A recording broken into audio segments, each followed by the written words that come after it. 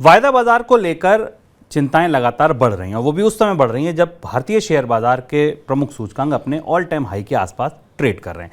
सेबी ने आज उन खबरों को तो नकार दिया जिसमें ये कहा गया था कि रिटेल ट्रेडर्स को शेयर के फ्यूचर ऑप्शन ट्रेडिंग से रोका जा सकता है, लेकिन ये ज़रूर कहा है कि संभावना ये जताई है कि फ्यूचर और ऑप्शन में ट्रेडिंग को ट्रेडर्स की नेटवर्थ के साथ जोड़ा जा सकता है। इसके अलावा वायदा बाजार पर कुछ नए तरीके के सर्विलांस भी लगाए जा सकते हैं। सबसे पहले चलते हैं विपुल सिंह के पास और ये समझते हैं कि विपुल सिंह, ये पूरा मामला क्या है। विपुल, उससे पहले तो आपसे बता दें कि आखिर में इसकी आवश्यकता पड़ी, क्योंकि अगर हम देखें वायदा बाजार को लेकर के काफी समय से सेबी की तरफ से चिंता जताई जा रही थी कि लगातार लोगों का जो बढ़ता हुआ घाटा है वो खासतौर से रिटेल छोटे निवेशकों का पिछले 3 साल के अंदर जो है करीब रिटेल पार्टिसिपेशन जो है वायदा बाजार के अंदर 500% जो है वो बढ़ गया है। और जो सबसे ज्यादा चिंता की बात यह है कि रिटेल निवेशक को औसतन 1.1 लाख रुपए का नुकसान हुआ है। वो पिछली बार जब सेबी की तरफ से टिप्पणी आई थी तो 80,000 का आंकड़ा उनकी तरफ से दिया गया था और अब ये फिर से बढ़ करके 1.1 लाख रुपए औसतन रिटेल निवेशक खो रहा है।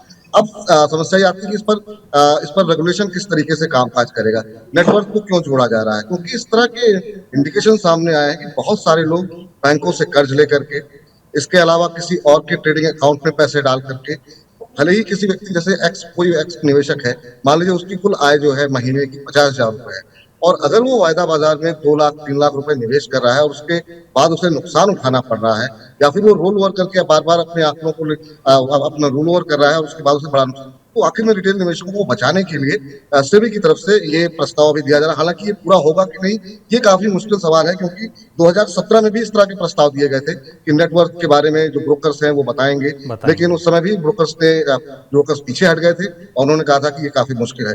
इसी तरह का प्रस्ताव जो है साउथ कोरिया में 2011 में इम्प्लीमेंट किया गया था, वहां पर रिटेल पार्टिसिपेशन को पे रोक लगा दी गई थी वायदा बाजार के अंदर वॉलेटिलिटी को देखते हुए।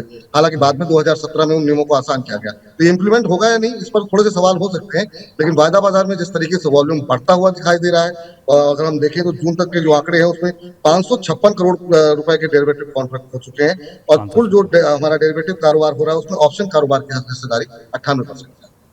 वायदा बाजार को लेकर चिंता लगातार बढ़ती जा रही है। वहाँ पे जो रिटेल इन्वेस्टर हैं उनका नंबर बहुत तेज़ी से बढ़ रहा है। औसत हर इन्वेस्टर को 1 लाख रुपए से ज़्यादा का नुकसान हो रहा है। रिटेल इन्वेस्टर को 10 में से 9 ट्रेड में वो नुकसान खाता है, ये भी सेबी आपको बता चुका है। जब ये बाजार इतना ज़्यादा चिंताजनक है इसीलिए शायद सेबी ये कर रहा है। सर, वायदा बाजार को लेकर इतनी सवाल क्यों है? बाजार तो शेयर बाजार भी, तो वायदा बाजार को लेकर ही इतनी चिंता क्यों? 2-3 महत्वपूर्ण बातें। एक तो वायदा बाजार प्रत्यक्ष रूप से अगर आप माने तो एक किस्म का स्पेकुलेटिव मार्केट है और इसे आप एक तरीके का गैम्बल मान लें। सेबी भी ये बात मान रहा है। सेबी ने खुलकर ये बात ऐसे नहीं कही, पर उसके तमाम अलग अलग रिपोर्ट्स और आकलनों को आप देखें तो इसे समझना ज़रूरी है कि वायदा बाजार में आमतौर पर सौदे किसी फंडामेंटल, किसी गणित या किसी लॉन्ग टर्म इन्वेस्टमेंट के आधार पर नहीं होते। फ्यूचर ऑप्शंस के सौदे केवल सामान्य बिडिंग के साथ आधार पर या बेट लगाने के आधार पर होते हैं। पर शेयर बाजार में अगर कोई ऐसा कर रहा है तो करे, उसका अपना पैसा है, उसके रिस्क लेने की बात है, वो जाकर अपना पैसा लगाए और बाजार में नुकसान उठाए।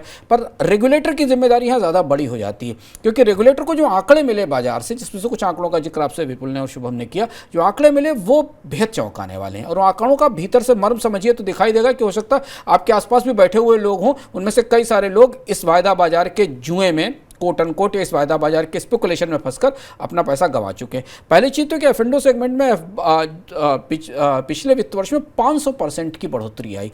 यानी जब आप इन लोगों से कह रहे हैं कि आप निवेश करें और विदेश अपने भविष्य के लिए निवेश करें, अच्छे ढंग से समझदारी से निवेश करें, तो वहाँ निवेश बढ़ने के बजाय निवेश इस स्पेकुलेटिव एक्टिविटी में बढ़ रहा है।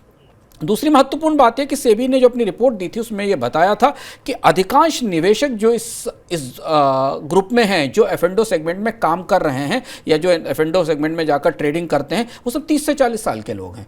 30 से 40 साल उम्र के लोग हैं और स्वाभाविक सी बात है कि 30 से 40 साल के लोग अपनी सरप्लस इनकम से या अपनी सामान्य तनख्वाह के जरिए वायदा बाजार में कुछ पैसे बनाने की कोशिश कर रहे हैं। और फिर तीसरी बात, ये जो कर रहे हैं उनमें से 10 में से 9 को नुकसान हो रहा है। और ये किसी भी रेगुलेटर्स के लिए शेयर बाजार के या स्टॉक मार्केट के स्वास्थ्य को बेहतर रखने के लिए, उसकी साख को बेहतर रखने के लिए वो इसकी अनदेखी नहीं कर सकता।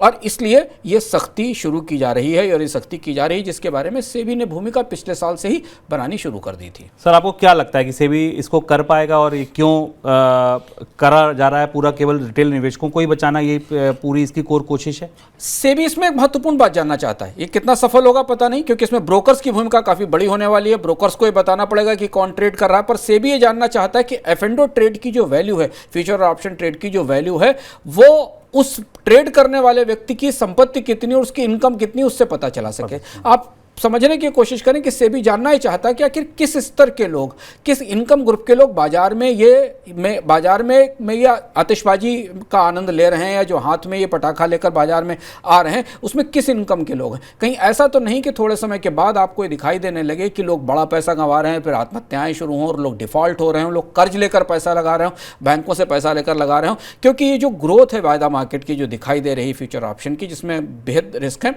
इसकी बढ़ोतरी किसी भी व्यक्ति के लिए, नियामक ही नहीं, सामान्य लोगों के लिए भी चौंकाने वाली होगी कि एक साल में 500% अगर ट्रेड बढ़ता है या ग्रोथ बढ़ती है, तो लगता है इसे सामान्य निवेशक, जिन्हें निवेश की समझ नहीं है और वे लॉटरी की तरीके से या तत्काल पैसा कमाने के लिए लेकर आ रहे हैं। ब्रोकर्स की भूमिका महत्वपूर्ण होने वाली है। सेबी से लागू कैसे करेगा? क्या एफ&ओ ट्रेड करने वाले व्यक्ति से उसके इनकम और नेटवर्थ का सबूत मांगा जाएगा? क्योंकि वही सबूत बाद में ब्रोकर के जरिए सेबी के पास पहुंचेगा, इसके बाद पता चलेगा। पर यह बेहद ज़रूरी भी है नियामक के लिए इसे रोकना, क्योंकि इसमें बहुत सारे लोगों की हाथ, उंगलियां और कंधे तक जले हुए हैं। ऐसा आप अपने व्यक्तिगत अनुभवों से आसपास लोगों से बात करके जान सकते हैं।